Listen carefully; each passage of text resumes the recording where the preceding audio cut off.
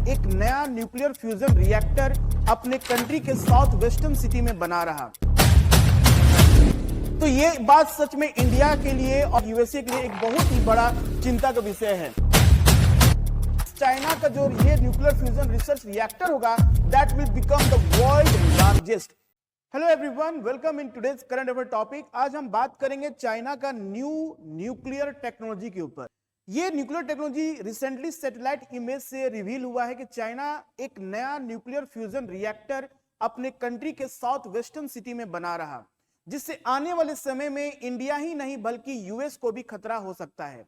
आज हम इस पूरे क्लास में ये जानेंगे कि चाइना का जो न्यू टेक्नोलॉजी प्रोग्राम है, दैट इज मेड चाइना 2025, जिसमें चाइना ग्लोबल लीडर बनना चाहता है in terms of artificial intelligence और इन क्लीन टेक्नोलॉजीज। तो देखिए आज का जो हेडिंग है, China secretly building massive nuclear fusion research centre, reveal satellite images, why it should worry India. यहां पर सबसे इंपॉर्टेंट जो बात है आपको समझना है कि न्यूक्लियर फ्यूजन के बारे में बात हो रहा है। न्यूक्लियर फ्यूजन एक होता है आपका nuclear reaction called nuclear fusion reaction, जो कि आप most of the atomic power plant और न्यूक्लियर पावर प्लांट में देखते हैं। लेकिन यहां पर हम क्या देख रहे हैं, न्यूक्लियर फ्यूजन रिसर्च सेंटर, और ये ग्लोबल पूरे वर्ल्ड का सबसे लार्जेस्ट बनने वाला है।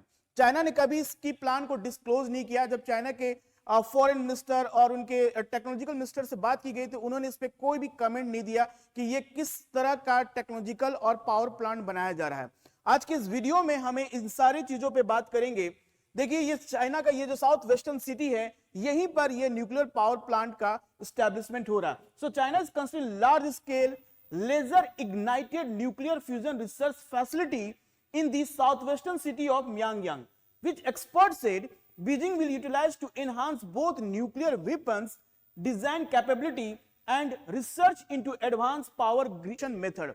Means ये जो आप देख रहे हैं, जो new technology, new nuclear power plant जो चाइना के रिसेंटली सैटेलाइट इमेज से रिवील हुआ है, उसमें बताया जा रहा है कि ये laser ignited nuclear fusion research center है। मतलब कि यहां पर by the help of laser they can produce a heat energy and that can run the turbine and produce electricity. तो ये किस जगह पे हो रहा है? यहां पर हो रहा है म्यांगन सिटी, जो चाइना के साउथ वेस्टर्न में है। इसके दो इंपॉर्टेंट पर्पस है। पहला है कि China will become a more nuclear powerful country, and second, China will generate a huge amount of electricity that is also sustainable in nature because it is not going to provide any harm in environment. तो China के यहाँ पर दो important goals fulfil होते हुए देख रहे हैं। एक तो वर्ल्ड का न्यूक्लियर पावरफुल कंट्री बनेगा, दूसरा कि इसके पास इतने huge amount of electricity produce करेगा जो इसका इंपोर्ट है, जो भी ये इंपोर्ट करा अदर कंट्री से in terms of generation of electricity, that will also reduce. तो ये बात सच में इंडिया के लिए और आने अदर कंट्रीज लाइक यूएसए के लिए एक बहुत ही बड़ा चिंता का विषय है। सो न्यूक्लियर फ्यूजन, देखिए यहां पर हम बात करेंगे न्यूक्लियर फ्यूजन क्या होता है। न्यूक्लियर फ्यूजन रिएक्शन आप देखते हैं स्टार और सन के कोर में, जो सन के कोर में जो रिएक्शन होता है उसे न्यूक्लियर फ्यूजन कहते हैं, जहां पर दो hydrogen combined together and produce one and huge amount of energy, heat energy, वो होता है न्यूक्लियर फ्यूजन रिएक्शन। तो ये न्यूक्लियर फ्यूजन रिएक्शन जो होता है, it is a process where two light atoms combine to form a heavier one, releasing vast amount of energy, similar to how the sun and star generate power. Same उसी तरह होता है जैसे कि सन और स्टार जिस तरह से अपने एनर्जी प्रोड्यूस करते हैं, एनर्जी बनाते हैं because of nuclear fusion reaction. इसका जस्ट अपोजिट होता है न्यूक्लियर फिजन रिएक्शन। आपको न्यूक्लियर फिजन रिएक्शन में क्या होता है, एक एटम कंबाइंड और टूटता है और यहां पर दो बनते हैं, जैसे कि यूरेनियम 238 की बात करें, that split into become a two important other elements and generate huge amount of electricity. So to achieve this atom are placed in vacuum heated millions of degree and compressed. और यहां पर जो use होता है वो होता है hydrogen के आइसोटोप्स।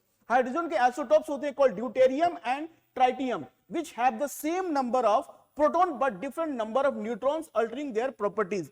तो ये न्यूक्लियर फ्यूजन रिएक्शन जो कि स्टार और सन के कोर में, आपको पता है sun huge amount of heat energy and light produce करता है, तो सेम रिएक्शन जो होगा इस नए न्यूक्लियर फ्यूजन रिएक्शन प्लांट में देखने को मिलेगा। तो चाइना जो ये चाइना का न्यू लेजर बीम से जो फ्यूजन रिएक्टर बन रहा है वो टोटल है, अगर हम उसका कंपैरिजन करें यूएस का, अभी तक यूएस के पास ये है national ignition facility in California, जो कि पूरे कोस्ट 3.5 बिलियन यूएस डॉलर से यूएस में national ignition facility in California setup हुआ है, उससे कंपैरिजन किया जा रहा है। और एक्सपर्ट मानते हैं कि ये 50% जो चाइना का है वो 50% larger than US national ignition facility, same nuclear fusion reactor जो कि यूएस के पास है, जिसने 2022 में इसे अचीव कर लिया था, 2022 में इसे बना लिया था। जो चाइना का जो बन रहा आने वाले समय में ये 50% लार्जर है, उससे भी बड़ा है, उससे भी हाई पावर है, उससे भी ज्यादा इलेक्ट्रिसिटी प्रोड्यूस करेगा। इट मींस चाइना का जो ये न्यूक्लियर फ्यूजन रिसर्च रिएक्टर होगा that will become the world largest, that will become the world largest. अभी का सबसे वर्ल्ड लार्जेस्ट है वो है नेशनल इग्निशन फैसिलिटी जो यूएसए में है, वो है सबसे बड़ा, और उसके बाद चाइना का बन जाएगा जो कि 50% बड़ा है। अगर सैटेलाइट इमेज से जो मिला है वो इस इमेज में बताऊंगा, it's unveiled the sprawling complex featuring 4 external arms. आप यहां पर देख सकते हैं this is the 4 external arms, यहां पर 4 एक्सटर्नल आर्म्स हैं, और इन सारे में क्या है, यहां से लेजर बे मींस यहां से लेजर अप्लाई किया जाएगा, और बीच में आपको नजर आएगा टारगेट चेंबर बिल्डिंग, और इसी सेंट्रल पार्ट में आपको हाइड्रोजन के आइसोटोप्स होंगे, हाइड्रोजन के आइसोटोप्स होंगे। हाइड्रोजन के आइसोटोप्स कौन, deuterium and tritium, deuterium and tritium दोनों हाइड्रोजन के आइसोटोप्स होंगे, that will present at the centre. और यहां से क्या होगा कि लेजर बीम इतना जो पावरफुल लेजर आएंगे जिसको कंप्रेस करेंगे, जो ड्यूटेरियम और ट्राइटियम जो हाइड्रोजन के आइसोटोप्स हैं उनको कंप्रेस करेगा फ्रॉम 4 साइड, जब लेजर्स आएंगे उसको कंप्रेस करेंगे। Okay, this is our central experiment, और each housing laser bay and central experimental chamber design contain hydrogen isotopes, और यहां पर जो हाइड्रोजन आइसोटोप्स हैं deuterium and tritium will be subject to intense laser beams, उस पे intense laser beams इन चारों arm से मिलेंगे, इन चारों आर्म से यहां पर लेजर बीम जाएंगे, और ये ड्यूटेरियम और ट्राइटियम जो हाइड्रोजन के आइसोटोप्स हैं उसको कंप्रेस करेंगे, जिसके बाद क्या होगा कि इलेक्ट्रिसिटी और एनर्जी जनरेट होगा, and that will help to electricity. जैसे कि यहाँ पर लेजर फ्यूजन जो रिएक्शन है, it is a high powered laser fired fuel can be deuterium and tritium, ठीक है। When the laser beam hit the fuel can it release X-ray, ये क्या रिलीज करेगा, X-ray रिलीज करेगा, and this will compress the isotopes deuterium tritium 20 times the density of lead, and this will help in boiled water, जो भी energy produce होगा, जिसके जो intense compression से जो एक्सप्लोड होगा, जिसमें जो एक्सप्लोजन होगा, जिसमें हम देखेंगे एक मॉडरेटर भी यूज होगा। Okay, neutron act as the moderator यहां पर यूज किया जाएगा ताकि चेन रिएक्शन को स्टॉप करे, उसे मॉडरेट करे, और इसमें जो एक्सप्लोजन होने के बाद, जिसमें जो मॉडरेट में एक्सप्लोजन होगा उसके बाद क्या करेगा, बॉइल्ड करेगा, और उसकी स्टीम से क्या होगा, टरबाइन रन करेगा, जिससे क्या होगा, इलेक्ट्रिसिटी प्रोड्यूस होगा। तो ये है आपका nuclear fusion okay research reactor, जहां पर न्यूक्लियर इलेक्ट्रिसिटी जो इलेक्ट्रिसिटी जो प्रोडक्शन होगा that will be happen by this process. मतलब इसके सिंपल सा है, सेंटर में आपको ड्यूटेरियम और ट्राइटियम आइसोटोप्स होंगे हाइड्रोजन के, और इसके चारों तरफ से क्या होंगे, लेजर जो बीम है, this is the like laser that will be move, जिसे कंप्रेस करेंगे, कंप्रेस करने से एक्सप्लोजन होगा, एक्सप्लोजन से जो वाटर बॉयल होगा, और उसके बाद टरबाइन रन होगा, और जिससे इलेक्ट्रिसिटी प्रोडक्शन होगा। तो इसका सबसे इंपॉर्टेंट ये बताया जा रहा है, एक्सपर्ट्स बता रहे हैं, this type of nuclear reactor अगर चाइना अगर इसको न्यूक्लियर बॉम्ब की तरह अगर न्यूक्लियर बॉम्ब बनाना चाहता है, अगर कोई इसे अपना वेपन्स बनाना चाहता है, तो उसको आउटर एनवायरनमेंट में उसे कहीं भी न्यूक्लियर टेस्ट करना नहीं पड़ेगा। कहने का मतलब कि it will avoiding the traditional nuclear test. जैसे हमारे कंट्री में आपको पता है कि 1974 और 1998 में हमने 2 बार न्यूक्लियर टेस्ट किया था, जिसमें हमने पूरे वर्ल्ड को पता चल गया कि इंडिया कहीं ना कहीं एक न्यूक्लियर बम बना रहा है। लेकिन ये जो लेजर बे कह सकते हैं न्यूक्लियर फ्यूजन रिसर्च रिएक्टर है, अगर चाइना कोई भी न्यूक्लियर बम बनाता है, उसके लिए उस इन्वायरमेंट में कोई भी तरह का न्यूक्लियर टेस्ट नहीं करने पड़ेगा, और बिना न्यूक्लियर टेस्ट किए है वो अपने बॉम्ब को, उसके जितने भी इफेक्ट हैं, सारे चीज को जान सकता है। कहने का मतलब है कि researcher can study nuclear reaction by igniting fusion fuel, allowing them to gather data without conducting actual nuclear detonation। Means कोई भी न्यूक्लियर डेटोनेशन, जिस तरह का न्यूक्लियर डेटोनेशन है वो नहीं हो पाएगा। Okay, this will be not happen.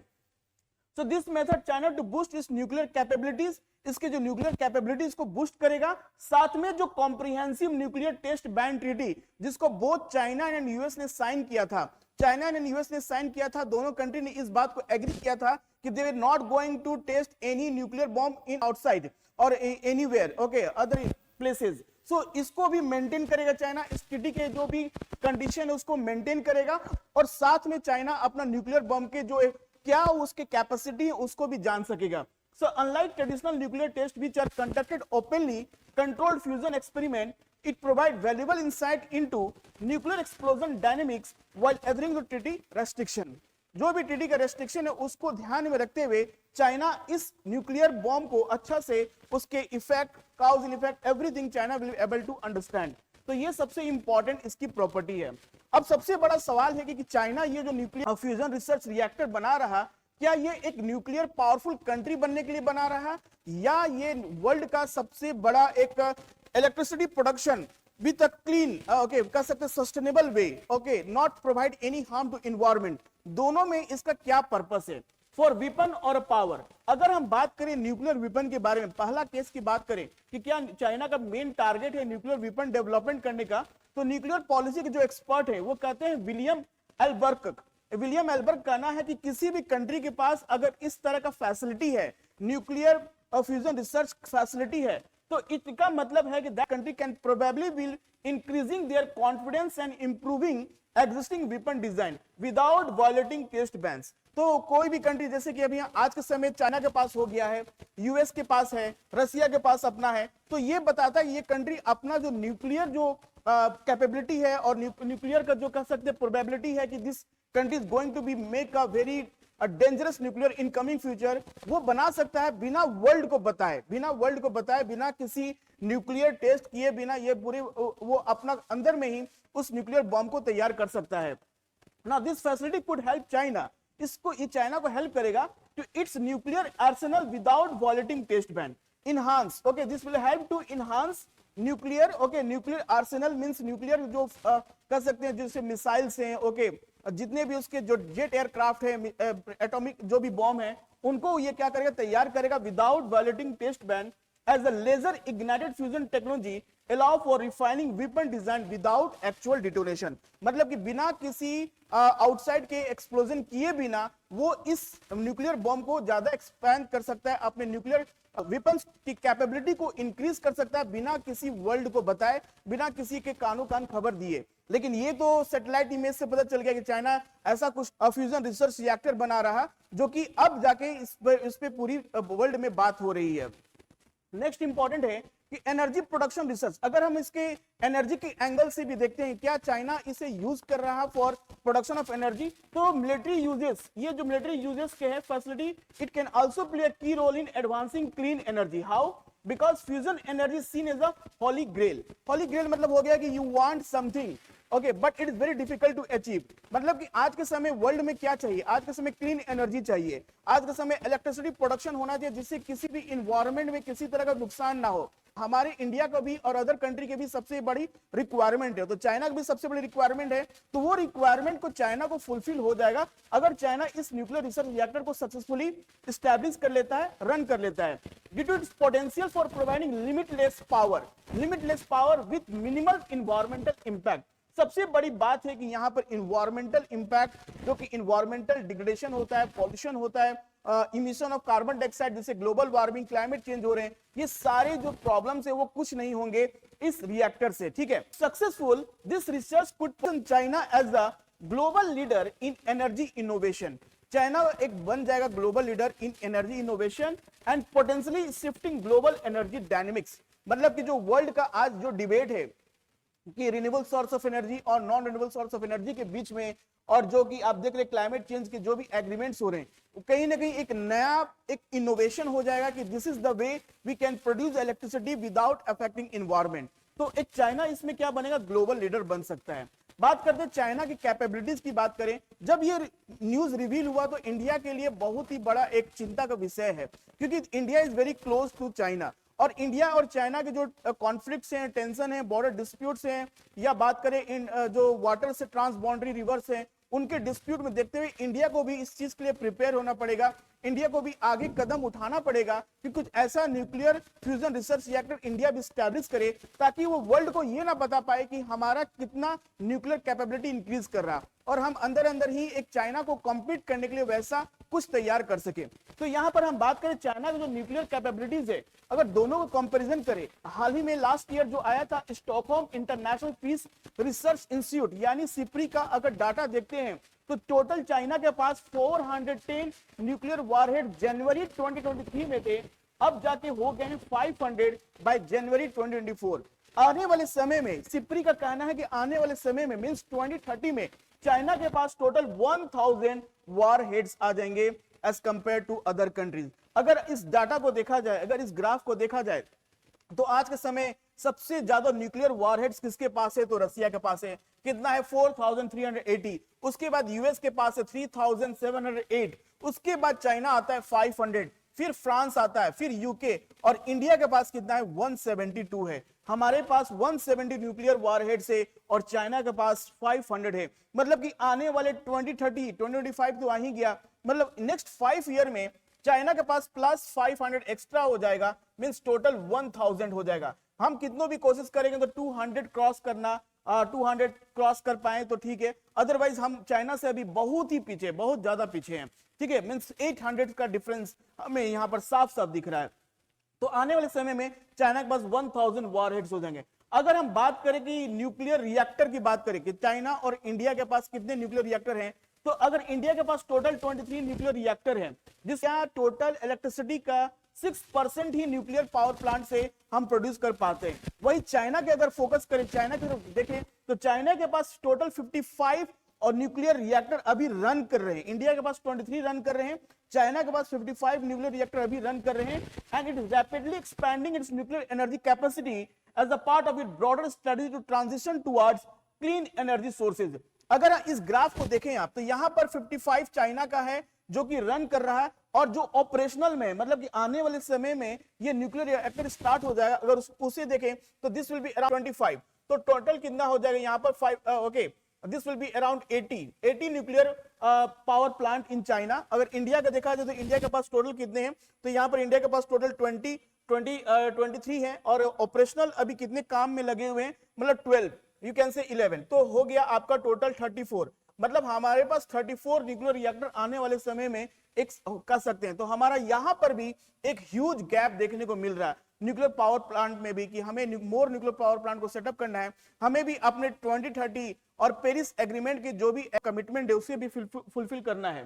तो China is the first country, पूरे वर्ल्ड में China is the first country that commercialise the third generation reactor. Not only third generation reactor, जो चाइना का ये है शैडो 1, ये एक 4th जनरेशन रिएक्टर है, और चाइना का प्लान ये है कि annually China will able to produce 6 to 8 new reactor annually. मतलब चाइना का जो प्लान है, चाइना का स्ट्रेटेजी इसमें यह है कि 6 to 8 न्यूक्लियर रिएक्टर एनुअली वो उस पे स्टैब्लिश करेगा, उस पे काम शुरू करेगा, जिसमें वो आने वाले समय में मोर इलेक्ट्रिसिटी प्रोड्यूस कर सकेगा with the help of nuclear power plant. Experts का यह भी कहना है कि न्यू फैसिलिटी, जो new nuclear fusion research reactor का जो मिला सैटेलाइट इमेज से, ये चाइना की कैपेबिलिटीज को इंक्रीज करेगा both in nuclear powerful country as the energy production by a clean fuels, okay, energy production by clean fuels and power generation.